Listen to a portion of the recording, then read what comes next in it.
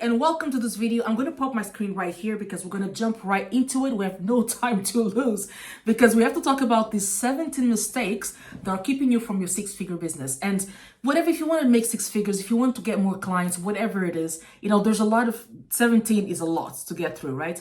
And my way of thinking is if you can just stop doing the mistakes, you'll be able to then be much further ahead, because I feel that sometimes it's just little things. As you'll see, some of the mistakes, you'll feel that, oh, I don't know if I just shifted this one thing, or if I don't know if I just added this one thing, my process will be much easier and much smoother. One thing of warning, I had to warn you about this one thing. English is my third language. I'm originally from Portugal. I'm in Lisbon right now. So basically I speak, with a little bit of an accent. On top of that, I love marketing and I love what I do and I get excited and giddy. And when you combine those two things, sometimes I speak very fast. So what I'm saying is that sorry if that happens in any part of this video. I'm really being really conscious about it and trying not to make that mistake. By the way, I know that I said coffee, that we're gonna have coffee, but I'm a tea drinker. So I'm having tea instead of my coffee because I also studied in London. So I got the whole tea from them. Okay, so let's get started. Let's go, one by one, mistake by mistake. And by the end of this video, hopefully, you know exactly what to do and what not to do. Okay, let's start with number one. So mistake number one, let me just highlight it. The first thing, and this is not in specific order, right? It's like same order, right? Mistake number one that I see people do, selling your coaching services. And you must be thinking, but Sally, of course I'm selling my coaching service. I mean, that's what I'm selling. No, that's what you're selling, but that's not really what people are buying. Think with me. People buy coaching services because they are in pain, because they have a problem and they have no idea how to fix that problem, how to overcome that problem, and how to get to the goal that they want to achieve.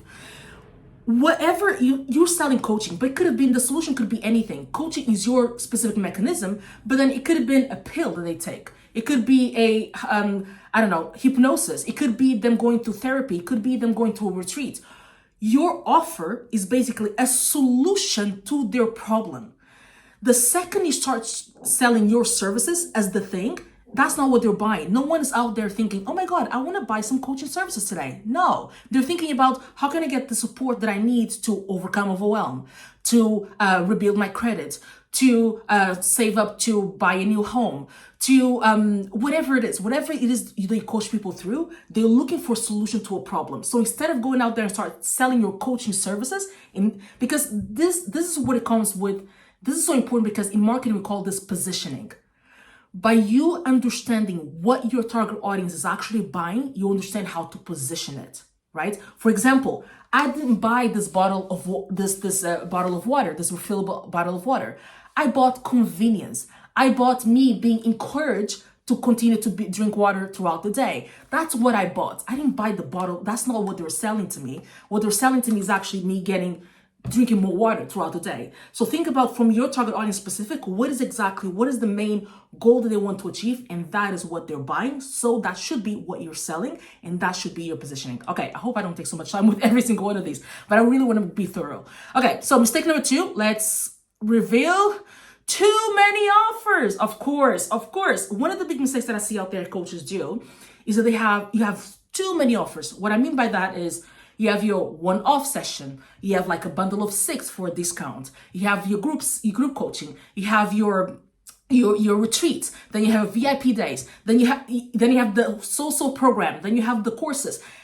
There's so many offers that you're trying to push at the same time. As a marketing strategist, let me tell you, something that people fail to realize a lot of times is that every single one of those offers require a very specific marketing strategy behind them. Because the person that buys, let's say, a retreat, and the reasons why they buy a retreat are not the same as someone that buys one-off sessions, right? So the way that we develop messages to resonate with those two different people are different. So that way we need 2 different strategies to promote them. And let me tell you, having a marketing campaign and a marketing strategy, and you should have one, we're gonna get to that, but developing every single marketing strategy for every single offer, it's not easy, especially if you're doing it alone, even if you have a team of like 2, but it's too much. Just have one offer.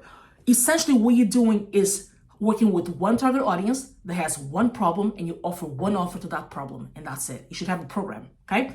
That's one of the things as well that happens a lot. having too many offers. And that just, that only confuses your buyer anyway, because they go, what should I choose? And remember, people are coming to you because they have a problem. They don't know. Now they don't want to be burdened by the fact that now I have to choose which option is best for them, right? So just tell them exactly what they need. Okay, so mistake number 3. We're already mistake number 3. Awesome, that we're going good. Okay, no premium value offer. Oh, that's a good one. No premium value offer. So I don't know if you ever heard the term of high ticket offer. I don't prefer that term. I use premium value offer. That's something that my mentor also told me that is, and he explained this to me, because having a high ticket offer puts the emphasis on the fact that this is a high price thing for no reason, right? But when you call it a premium value offer, it means that it's an offer that has so much value. So that's why premium and premium offers require premium prices. So let me ask you a question. Have you ever sold any one of your services for $10,000 or even $25,000 or even $50,000? If you told me no, the only reason that has not happened is because you never created an offer that is a premium value offer. Because let me see if I can explain this in a better way. I don't know if you ever been in a situation where you just finished buying something and then you realize and you find out that the same person you bought something from, they have a different offer, and you go, oh, I didn't know you had that. If I knew you had it, I would totally buy it. Why didn't you tell me? That's exactly what's happening with I can tell you right now, and if you're thinking right now, Sally, there's no one who's going to buy my thing for 5,000, 10,000. My target audience doesn't buy that. Believe me, if I had only known that in the past, like beginner Sally, right? I remember, let me tell you exactly what happened one time. I was in the beginning stages of my business, teaching people how to use marketing as well, digital marketing online. And I had this client, and back then I was only charging like $2,000 for my signature offer. And she bought it. She got immediate results, doing the soft launch. I do something called soft launch before doing the big launch. Within the soft launch, she made all of her money back and some more. And then she made like $17,000 or $18,000 on her big launch, right? And she was just starting out. That was like brand new coaching business. Then afterwards, she came to me and she said, oh, thank you so much, Sally. This has been amazing. Now I have the resources to go and invest in this other coaching program that is $10,000 so I can learn my next step. And I was sitting there like, are you serious? I can teach you that. I mean, I know how to, what you want to achieve. That's what I'll help you do as well. The thing is that I didn't have an offer. I didn't offer her the option of continuing working with me, for a much higher value at the premium value. And that's why she didn't buy. She went for someone else. So if you're thinking that, oh, my target audience doesn't have the money, they'll never buy, what you're doing is you're making your customers not spending money with you, but spending money with someone else, because they will do it. It's just, it's whether you want it or not. So one of the big mistakes that I see, and that's kind of like leaving money on the table, is not having a premium value offer. If you're selling your program at $2,000, you definitely should have a $10,000 offer. You definitely should have a $15,000 offer or upsell, because there are people within your people that you already serve that will definitely take you up on that offer. But anyway, so I'm not gonna get too much into like that's one of the mistakes, but then how to do it and everything. There's so much that goes into it. But okay. Mistake number 4, let's reveal mistake number 4, not solving a problem. That goes a little bit with the whole target audience thing. Let me tell you, if you call yourself a life coach, a business coach, a relationship coach, a career coach, a financial coach, whatever it is, insert industry coach, right? Whatever it is, you are saying nothing to your target audience, right? You're a career coach, awesome, fantastic, good for you. So what does that mean for the people that you're trying to talk to, for the people that you're trying to target? It means nothing to them, right? What does being a life coach mean to anyone? So that's why it's important. Any business in the world, if you look at it, the success of your business is 100% predicated on your ability to solve a problem. So, okay, let's say that you're a life coach. Let's say that you're a financial coach. Let's say that you're a relationship coach. Okay, awesome. What do you solve?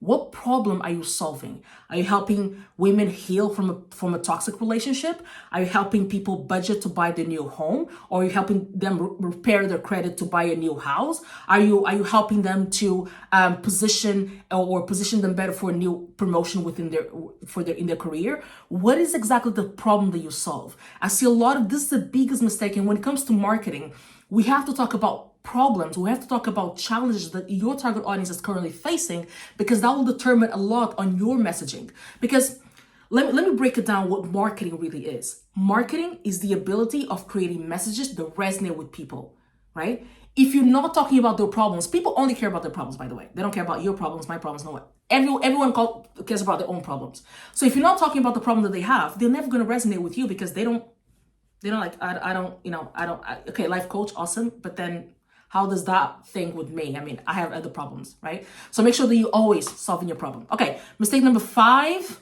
Let's go. Too cheap. I don't know. You know what? I've been working for, it's almost 6 years now that I've been working with coaches and in the whole marketing industry. And if there's one thing that I always see is people really undervaluing their service. A lot of you are very humble. You are being really humble to the transformation that you make. And see, sometimes, not sometimes, but even pricing, a lot of times is positioning you and your services. Because let me ask you a question. Are you good at what you do? If you answer yes to that question, and I'm asking you this because, are you good at what you do? Do you know what you're talking about? I know that a lot of coaches, you were coaching, your target audience is basically you 5 years ago, right? So because you went through a traumatic situation, or you're able to overcome something, and now you want to help people to overcome that, but not go through the path, this long path you had to go through, right? So that's what you're doing. The majority of coaches, that's what happens, right? That you went through something, you want to make sure that other people don't have to go through the same troubles and tribulations they had to go through to try to come out of it on the other side. So if you're good at what you do and you're cheap, no one will believe you. So let me tell you something that my coach always tells me. If you're cheap, no one will believe that you're good. But if you're good, no one expects you to be cheap. No one expects you to be cheap if you're good. And I don't know, something that happened really recently. I was in the car, actually in the Uber, in the backside. I was riding with my husband, and he was on Instagram showing me a tattoo artist.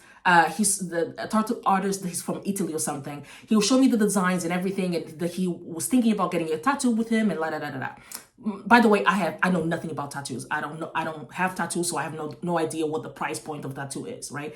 So, but in any case, he goes, "Oh, I'm thinking about getting a tattoo with him," and And then out of nowhere, I ask, "Oh, how much does it charge?" And he goes, $3,000. And I'm like, what?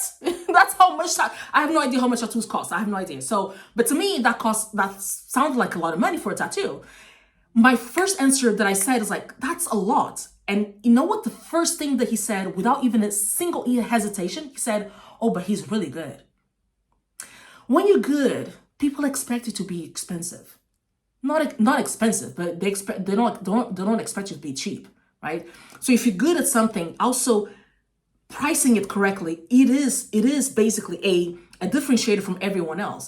If every single life coach out there is charging, I don't know, $120 per hour, and you're coming in and you're charging $5,000 for your whole 6-week program, people are gonna ask, well, okay, 1 second, okay, they're charging 120, awesome, but what do you include in your 5,000? Why 5,000? Because people want to understand the value they're going to get. And that's where you talk about the problem. See, you go up here and we talk about the problem, because you understand now how to position your services to talk about the problem, and not exactly about just I'm going to make your life better. Okay, so that's mistake number 5. Mistake number 6, no marketing strategy. This is a big one. I see people just kind of throwing stuff on the wall and hope something sticks, and then they have no idea how to replicate it. You need a strategy. A lot of people do what I like to call the post and pray. They post on social media, on Instagram, on TikTok, on Facebook, whatever, and then they pray that something happens. Nothing is going to happen. And then if it happens, I'll talk about this later, but then if you're not tracking anything, you don't know how to replicate it. So you need to have a marketing strategy behind your business. What is the thing or the things they should be doing every day, every week, every month that's going to create consistency and also predictability in your business? What are those things, right? So you need a marketing strategy. If you don't have a marketing strategy, every single thing in your business goes back to the strategy. This is a strategy, being too cheap. Solving your problem goes back to your strategy. Having a premium offer, value offer, go back to your strategy. Having too many offers is a type of strategy. Everything is a strategy. And I cannot, I'm a marketing strategist, right? My whole business, my whole thing that I do every single day is how to create a strategy that brings clients in. I am a client acquisition strategist, marketing strategist, client acquisition. How do we acquire customers? How do we acquire leads? How do we acquire prospects with strategy? So not having a strategy is one of the biggest mistakes you can make in your business, because you you're planning to fail at this point if you have no strategy moving forward. Okay. So mistake number 7, no funnel. And here I put there's a lot of focus on website. So what I mean by this is that sometimes, it's interesting because as we move to the digital space, a lot of things that were offline are now translating to online. The business card. Right now, a website is kind of like a digital business card. It's something that people go, they click around, they read a couple blog posts, they read a little bit about you on your About Me page, and then they make their own conclusions and they bounce off, right? You're not able to guide that conversation. You're not able to tell them, okay, here's where you are, go here next, go here next, go here. And if all of this makes sense, then let's go to the next step, right? So what a funnel really does, and not having a funnel is really hurting you because you're not able to guide that conversation. A funnel is a simple landing page that has one specific action at the end of it. And then that way it goes to a specific action here. And then, and then at the end, it goes to a sales page and then people buy, right? Whatever it is, right? So, but you having a website, the kind of, it's like people choose their own adventure. Now they just click here or whatever the navigation bar is, they choose their own adventure. You're losing money by having a website, and having too much focus on having a website is really hurting your business. So make sure that you have funnel, right? That's a strategy in all. Okay. So mistake number 8, no CTA at the end of the content. This is a good one as well. That's something that, whenever I'm on Instagram and I have like my marketing cap on, that's a mistake that I see all the time. A lot of people, maybe this is happening with you as well.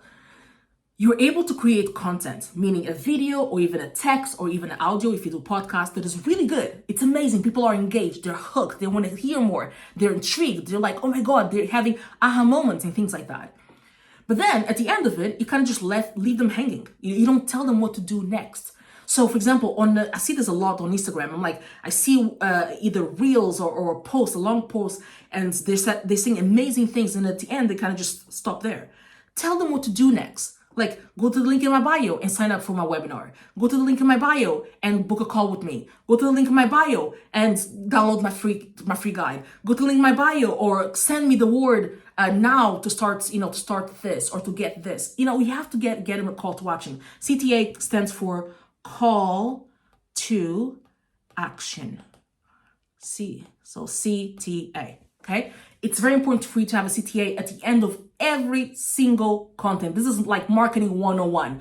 If you don't have a CTA if you don't have a CTA at every single thing that you post, ask yourself why you're posting it. What's the reason? And sometimes CTA can be something very, doesn't always need to be like go to the link in my bio. It can be something like to excite more engagement. Comment your favorite emoji if you agree. That has engagement, more people talk, more people agree or disagree, and then it shows up more on the algorithm picks up as this is something people want to see more, and they share it more with more people, okay? Mistake number 8, you're stuck on tools. Being stuck on tools is people that think that, I've seen this, and as the years go by, I see how much the internet is being, I was going to say infested, but it's not really infested. But, there's a lot of tools that come in and that do amazing things. And there's a lot of people that get stuck on like this understanding or doing like tool hopping, thinking that the success of their business is predicated on the tool. Let me tell you something. It's not about the tool. It's what you do with the tool. You can have, I don't know, all the tools that you want and spend like $1,000 a month on subscriptions. But if you don't have the right strategy to use with those tools, it means nothing. I can give you a strategy that basically all you use are free tools given you by Google. You can have a course on Google and pay $0 because they have tools that are free. You can do an email marketing sequence with Google because they have tools that are free. You can do as well a landing page and funnels with Google. And those are free things.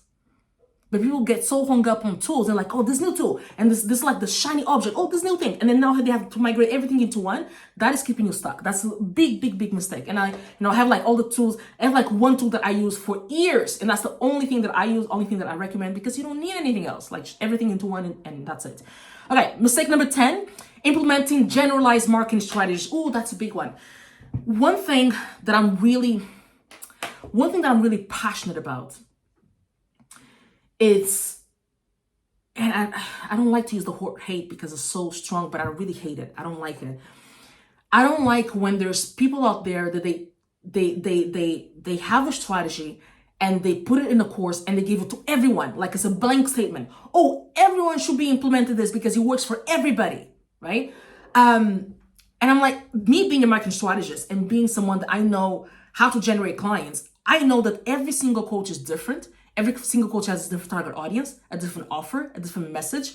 And not everything is going to work for every single person, right? And every single coach. So one of the mistakes you're doing is sometimes you're struggling right now because you are forcing and implementing a strategy that it does not work for your business. One of the biggest one, okay, again, I don't want to generalize or anything, but one of the biggest ones that I see is people on the B2B. So B2B, business to business, they have a B2B model, and they're trying to implement B2C strategies on a B2B model. It doesn't work. It doesn't work, right? So if you find yourself that, and usually this happens because they join all this like, they buy these courses and then they have to join this like large group calls, that happen a week. And then, there's like 60 people in the call, all of those things like, and then you have to like ask a question really quickly because there's like, other people in the queue. So be careful, how you do the implementation of your marketing strategy. It's supposed to be something that is tailored to you and to the needs that you have in your business, and make sure that, it kind of follows, is a little more tailored. And that's something that I do have I call it the semi-private, like a group of only like 7 to 12 people maximum. But then every single one of them do the strategy one-on-one with me.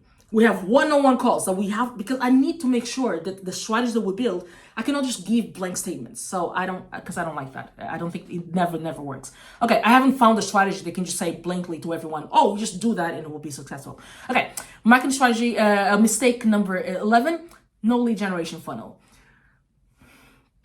The lead generation funnel the usual people have is the lead magnets, right? The one that looks something like this. They have a page that has like the title, and then they have like the button, right? And then the page goes to a thank you page where people now have to download whatever, right? And then they just build their email list. What I mean by this lead generation funnel is, people don't have a lead generation funnel that actually translates into prospects, with people actually wanting to buy from you. There's a lot of lead generations is like, oh, download my PDF on how to blah, blah, blah. But then they leave it at that. There's no like sequence to actually make sure that that becomes then a client. And then the conversion rates, because they're doing it, well, most people don't have it. But then when they do have it, it's so poorly optimized that then they're not able to then create clients out of it. So the reason why I know this, for example, if you have a lead magnet, tell me how many clients came from your lead magnet. What is the conversion rate on that lead magnet? If it's anything below 10%, it's really, really low, okay? So, mistake number 12, no email marketing campaign. That's another one that goes also with the lead generation. A lot of people, maybe this is you're able to generate leads, meaning people with their name and email, but then you don't have an email marketing campaign that kind of nurtures them into the sale. They kind of come into the world, and then you kind of like scared to talk to them. They're like, oh, I don't want to send an email, or I just want to send an email when I have something to say or to sell. Well, if you just send an email when you have something to sell, you're going to burn that email list really quickly, because they just expect, every time that so-and-so sends me an email, they just want to sell something. Make sure that you provide value to those people. Make sure that you always have, continue to create, but you have to have a marketing campaign. Like when the thing that I always do or recommend is that as soon as someone comes into your world, you have a series of like 4 to 5 emails that they go through, because that primes them into the next step. Right? So not having that is a big, big mistake, because you're literally leaving money on the table. Okay, mistake number 13, not qualifying leads before calls. Let me see the way that you see if this resonates with you or not. Are you now in the space where you're able to generate calls, but then what happens is that one, they don't show up when they're supposed to be on the call. They don't tell you anything. They just simply don't show up. They ghost you. Or when they show up, they tell you the magic words of, oh, okay, I'll think about it, right?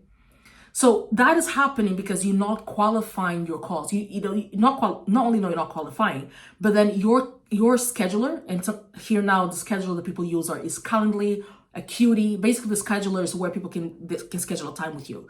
You have that link everywhere. It's on your email signature, it's on your link in your bio, it's on your every post that you make. Anyone from everywhere can just book a call with you, and all they need to put is their name and email, and they'll supposedly show up. You're doing yourself and them as well as the service, because you need to make sure that you qualify that person even before they jump on a call with you. So, in order for you to have qualified people, then you should have like sort of a survey or something, that questions that they ask, and there's very specific questions. Like there's one that I can maybe, generalize a little bit. There's like 2 or 3 that can generalize a little bit, but then specifically to you, what you offer, there's questions they should be asking for you to then have the time to look at it. And based on those questions, you have like 2 or 3 questions that are the qualifiers. Then you determine if you want to jump on the call with that person or not. They're basically applying to jump on a call with you. Very, very important. So that's one mistake that I see as well happening a lot. And that is just like making you very frustrated. And, it's just a no, it has no need to be there. Okay, risk number 14, bad or the wrong North Star. I call this the North Star because it's basically the metric that people use to tell them if they're going in the right direction or not. Having the wrong North Star for any goal it can determine, or it's like the thing that will tell you if you're going to be successful or not. For example, if I'm trying to lose weight, right, and my North Star, or the thing that I measure on if I'm being successful or not, is the amount of chocolates that I eat every day. Can you see how that's a disaster? Like, because if I eat more chocolates, I'm going to gain more weight, right? But then when I flip it to like business and coaches as well, one of the things that people always focus on is like the number of followers. They go, oh my God, I have to increase my number of followers. Let me ask you this. How many followers do you need to sign a new client? If you're not able to reverse engineer a data point to a success, then that data point is not relevant. Simple as that. For example, one data point that I feel that is sometimes most important, let me give you just this, is that the calls booked and calls conducted, right? So if 10 people booked a call and 8 people showed up, so you have an 80% show up rate, right? And if those 8 people, 4 people signed as a client, so you have a 50% close rate. Those are good numbers because it tells us how the business is doing. But for example, let's say that instead of 8 people showing up, we have like 2 people show up. So 20% show up rate. Then we know that this is a problem. There's a problem between when they book a call and them not showing up. Either we're not, there's so many things that we can look at what's happening, what we can do in between for them to show up for the call. But then we know there's a problem there. But what I mean by North Star is having your metrics that you measure, so you're able to make decisions based on that informed decision. Make decisions based on that information, an informed decision based on that information. And just having the wrong North Star, or the wrong metric that you're looking at to evaluate whether your business is going well or not. If you just focus, for example, on metrics that are like on followers, which is like a vanity metric, that's really wrong. Okay, we're almost there. Number 15, not looking at statistics. Same thing here, kind of the same thing like here. You're not looking at statistics because also you're not collecting data. One of the biggest mistakes you can do in your business is not collecting the data to be able to analyze to then make informed decisions. So for example, and that's really simple data. Sometimes, for example, look at the statistics in your Instagram account, on your Facebook account. What are the topics? What were the posts that got more clicks, more followers, more engagement? What are people saying on those comments? Because then you can see, just by how people interact with your content, what are the type of content you can replicate, because those are things that people are finding interesting and want to talk about. Very, very important. Not looking at statistics. And what I mean here, not looking at statistics and also not collecting data, right? Extremely important. Like data like this one, for example, but I have a list of 15, 20, almost 20 new data points that you should be looking at in your business. And it's really, really, really important. Mistake number 16, not leveraging testimonials. I cannot tell you the amount of times that I've worked with a client, and one of the things that I do is like make sure that we position testimonials, because sometimes you'll have people that they are ready to work with you, but they're like on the fence. They're like, I don't know. And the only thing they need is just like hear from someone that has already worked with you, because what people are really afraid of is taking risks. No one wants to lose, right? So they're afraid of taking that risk. What helps them, for example, when you are on Amazon ready to buy something, what makes you kind of make a decision, the most thing that makes you make a decision on buying or not? Reading the reviews. So a lot of you have testimonials of people. You have people that already told you verbally that they love it, and you haven't asked them to have to write a written testimonial. And some of you have your written testimonial, but not leveraging it. You're not sending to your email list. You're not putting on your checkout pages. You're not talking about or not using it as a case study. For example, if you can you can use a client success as a case study, so the people that have their same problem can see how you can help them overcome the problem because you've done it with someone else. So that's a big mistake, because I feel that, you're leaving money on the table. People are just left not really taking a decision because they haven't heard or seen anyone else go through that journey with you. Okay. And then mistake number 17, no brand congruency. Oh, this is a big one. I see this a lot with people who are multi-passionate about like everything. They have multiple passions, and it's normal. We're human. We love different things, right? But your message needs to be congruent. We need to understand exactly who you're talking to, what you're helping them achieve, and what you're selling to them. If you're talking about, avocados one day, and the other day is talking about breath work, and then the other day is you're really pushing your teas or whatever it is, people are like, I don't understand. Let me tell you something. A confused mind never buys. When was the last time you confused about something you actually made a purchase? Never, right? So make sure that whatever you do, your brand there's a congruency in your brand. There's a congruency on what you talk about, because what you talk about reflects a lot on the services that you sell, and also on the target audience's problems and everything. So everything needs to kind of align. Okay. So these are 17 mistakes. One thing that I want to invite you to is every single Sunday on Sundays I have a not every single Sunday. I wish I had it every single Sunday. But on Sundays I have the Attract More Clients challenge. So it's basically a challenge where you come, it's going to be live. It's just me walking you through exactly how to attract more clients, the funnel, the strategy, the things you need to put in place. And the thing is that I don't allow more than 20 people, because I want to make sure that I have the time to go in, for everyone. I don't like big groups. So, and I feel that the 20 is a good amount of people for me to be able to answer the questions and go deep into because I don't know if you noticed, but I can go into rants sometimes. So and the rants, apparently they help people. That's the feedback that I got. So sometimes when people ask me a question, I kind of open my desktop, my email, my thing, and I show them, and it's a whole thing. So having more than 20 people doesn't really work. But okay. So if you're interested, this is my invitation for you to be part of Attract More Clients. It's going to be happening on Sunday. And it's going to be at 12 p.m. Eastern time. And we're going to be talking about how to do your positioning strategy, how to position your service, how to do your offer strategy. I think talk about things like pricing and everything, sales funnel strategy, how to sales funnel. It's this funnel thing is really big. I can show you different strategy and different methods that we can use to make it more effective, so people understand that you're talking to them and you're going to solve their problem. Also, content marketing strategy. There's so many things that we're going to talk about in this 90 minutes to 2 hours time frame, where I'm going to be live. I'm going to be teaching you. I'm going to be also answering questions. It's going to be a back and forth.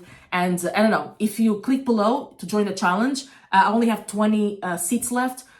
Make sure that you check to see how many seats are left. And if you can see that they can still book, it means seats are still available. If not, then send me an email and I'll see if there's anyone that decided not to join. And by the way, if you are not available on that Sunday, don't worry, because everything's going to be recorded. And you can always come back and ask questions and everything. So everything, the 2 hours or whatever time we spend together is going to be recorded. So you can always go back to it, rewatch and watch. You'll be able to implement in your business. Okay. I hope this helped, and I'll see you inside of the challenge. Let's go. Bye.